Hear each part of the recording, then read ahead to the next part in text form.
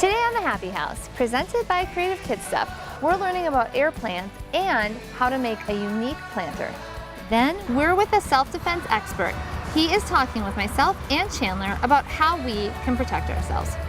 Finally, learn how to make a DIY game collection for kids of all ages. Stay tuned. Hi, I'm Happy. I learned early on things are much easier with a little help. I also have a few tricks of my own to share. It's go time, people. Welcome to the Happy House. I've been seeing all these beautiful hanging plants in my decorating magazines, and I was intrigued.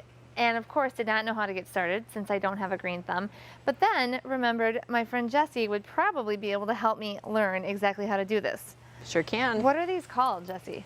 So what we have here are all different varieties of tillandsias, also known as air plants. Kind of what an air plant is, it's a group of plants which includes bromeliads, orchids, etc. And these plants grow in rainforests and jungle areas, and they kind of just grip onto the trees, and they take their nutrients and moisture from the air through their roots. Okay. So they really don't have to live in soil at all. They're very low maintenance. The care that we recommend for them is to put them in a place with bright indirect light.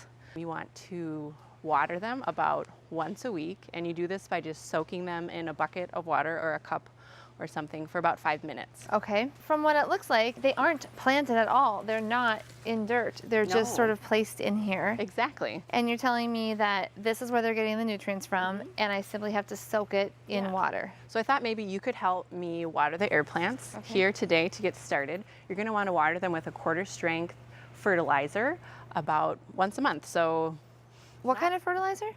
Just a regular general fertilizer, but at quarter strength. Okay, so you knock it down a little bit. Okay. Water it down a little bit. You know? So let's water the air plants. All we're going to do, just grab your bucket there. Wow. That seems easy enough. Yeah. So we'll just let them sit for about 5 minutes, and that's all we do. We're going to create a few hanging items today.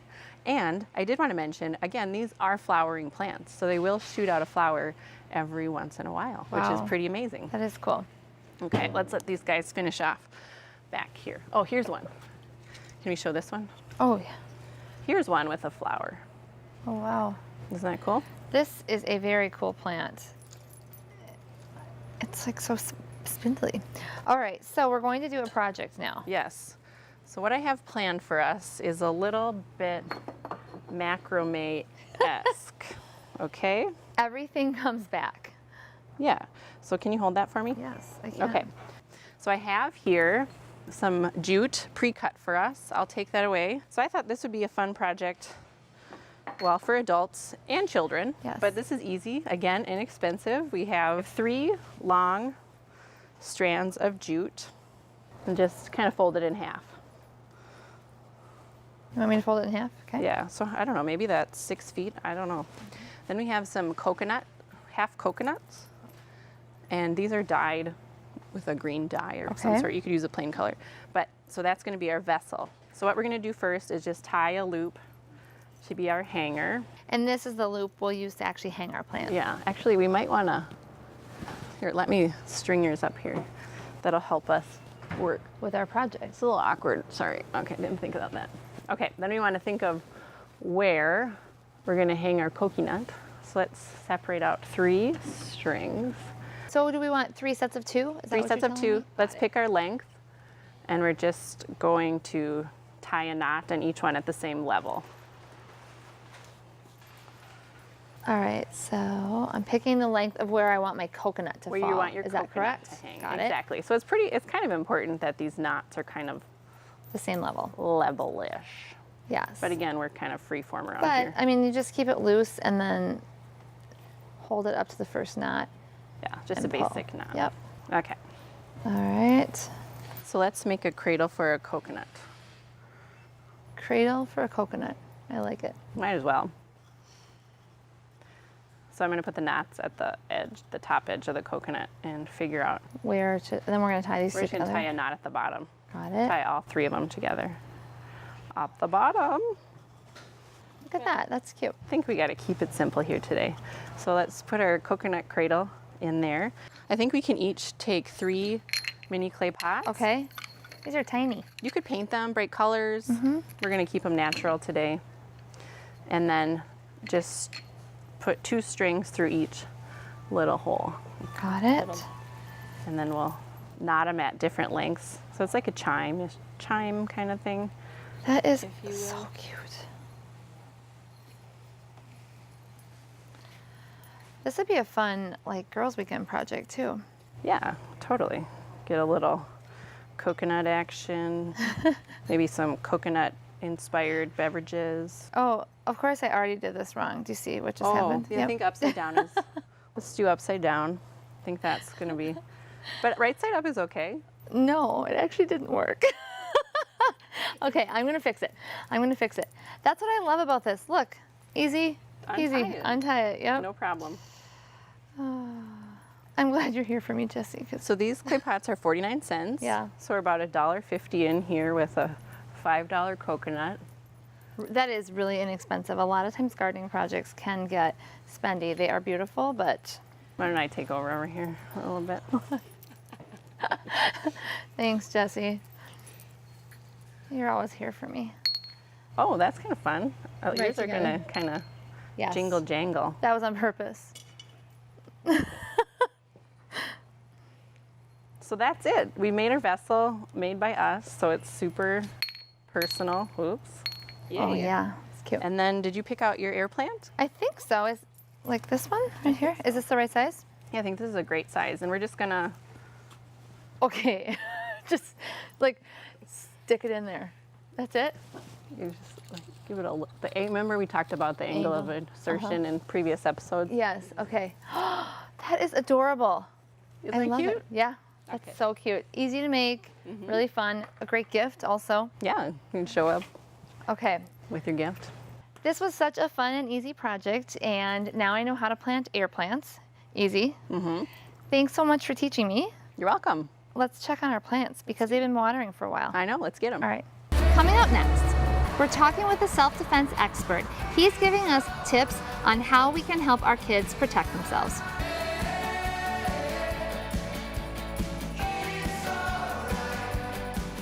Bill, I have 4 children, and I think every parent's worst fear is something happening to their kids. Right. So what are some tips that you can give me as a parent? And then I'm going to actually bring Chandler in, and I would like for you to talk with him about how he can protect himself when he goes to the park, because being 10, it should be okay to go to the park by yourself when it's in Right. your neighborhood, right? Right, absolutely. What as a parent should I be aware of or talk to my child about? I think it's real common sense stuff, you know? I mean, it's just be aware of your surroundings. Don't put yourself in a dangerous situation. If you feel uncomfortable, leave. It's really basic stuff, you know? There's no magic bullet to self-defense. It's a hard topic, but I think you need to be open and honest with your children, too, about what's out there. All right, Chan, you know Bill, right? Yes. Oh, yeah. Yes. So, Chandler, I want Bill to talk to you about what to be aware of when you're outside, because you know I would be really sad if anything happened to you, right? So if you're out in the park, you know, riding your bike around, right? Some guy comes with his car, pulls alongside you and tries to grab you. What would be the smartest thing you could possibly do if you're on your bike? I don't really know. A lot of self-defense is super simple. The best thing you could do would be to hug your bike with your dear life, because it'd be impossible for that person to grab you and your bike and put you in the car, right? Yeah. Yeah. So like hold on tight, but Hold like for dear life. Yeah, I mean it's a lot of self-defense is really simple stuff, you know. It's another situation. Someone grabbed your wrist, right, and said, "Come with me," and was trying to drag you into a car, drag you off somewhere. What would be the best thing you could do there? Would you I was just trying to shake my hand. but is that going to work? would Probably. that work? Or do you yell no, no, no, or what would you say? I wouldn't really say anything because I'd be in like shock. I'd Right, be right. scared. Right. So like one of the best things you could do is you don't want to say no, no, no, because they don't know, is that his parent? Is that someone he knows? Or would you yell, stranger, let go, help me? What would be the smartest thing to do? The smartest thing to do would be yell, stranger, help, I don't know this person, right? And then you do everything you possibly could do to get away. If that's scratching, whatever that means, that's what you do, right?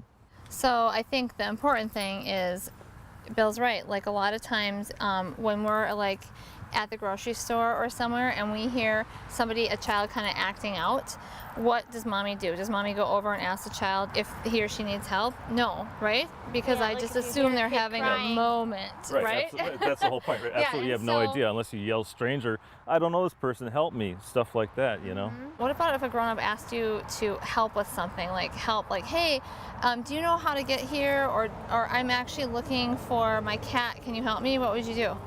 I would go, my parents aren't here. No. Really? You would? Okay, that's good.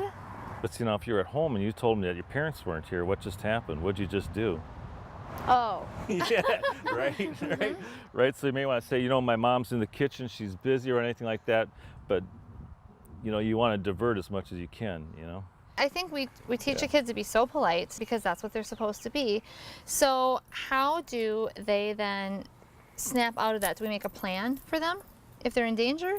I think you talk about it, you know, you be honest, and like I said, the best analogy I ever heard is true self-defense.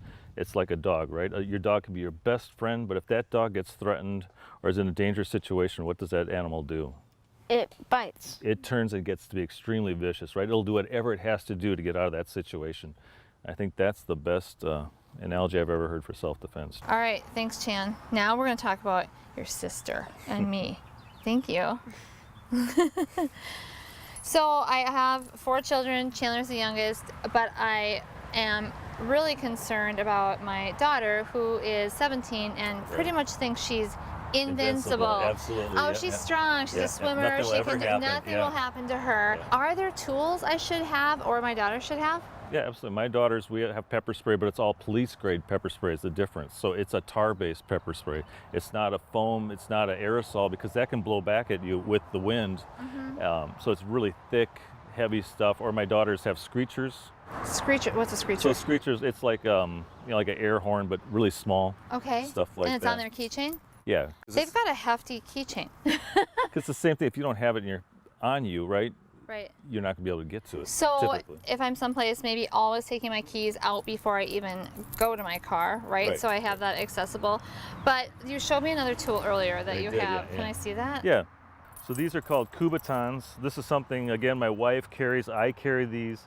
So what I love about a Kubaton is it's keys are already on it. It's super easy to get out of your purse, you know. Okay. For me, I just put it in my pocket.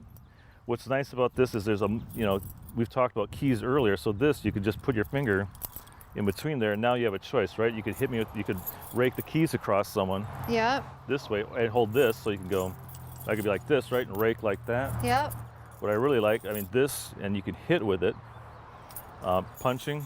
So, okay, let's just talk about this. So I'm a female and I'm smaller than most Right. males. Should I hit? Should I not hit? Like, what No, should you I should do? do everything you could do to get out of the situation. Okay. Punching would be the worst thing you could possibly, I think, personally. No punching. Okay. Because, again, I'm 195 pounds. If you don't hurt me, you're going to deal with twice the aggression that you would have had first time. Right. A lot of people don't realize most of these people are professionals. It's not going to be the first time they've tried to hurt someone or abduct or take your purse or whatever. And I guess the other thing about self-defense is there's certain body reactions people have. If you have your purse on you, someone's going to try to take your purse. If I throw the purse at you, what's the reaction of the body? I Just don't to know. pull back, right? Yeah. So you use that. That's your chance to get away. Okay. Same thing if someone wants your wallet. Same thing. Throw the wallet, because the natural reaction is to jerk back, run. Yep. The keys. Throw the keys. It's all Yeah. about like split-second decisions. It's absolutely about split-second decisions. But I think going back to kids, talking through some of those things ahead of time, because I honestly wouldn't have a plan if in my mind if somebody did attack me or did something like that. So then if you talk about it ahead of time, you have formulated your plan. You know exactly what you're supposed to do and you can recall that thought and then act on it, right? Right. Absolutely right. So So Happy, what are you going to do if I grab your wrist like this? What would you do? gonna If try I'm to, going to like- pull you, what would you do? I'm gonna try to run away. Right? But you're pulling me towards you, right? Yeah. Probably not a good idea. So the thing is, the thumb is extremely weak. It needs the other fingers to really hold on. So what you're going to do is you're going to make the fist with this hand, take your other hand, wrap it around on the bottom, and pull towards my thumb. And it's extremely weak. It doesn't matter how strong they are, you can pull right out. So that's a little tip right there. That's awesome. I actually am going to share that with Chandler because I think it's a really important point. Thanks so much for being with us today. These are valuable tips. I'm going to get my girls some equipment and myself some too. Thanks, Bill. You're welcome. Coming up next on the Happy House, learn how to make a DIY game collection for kids of all ages.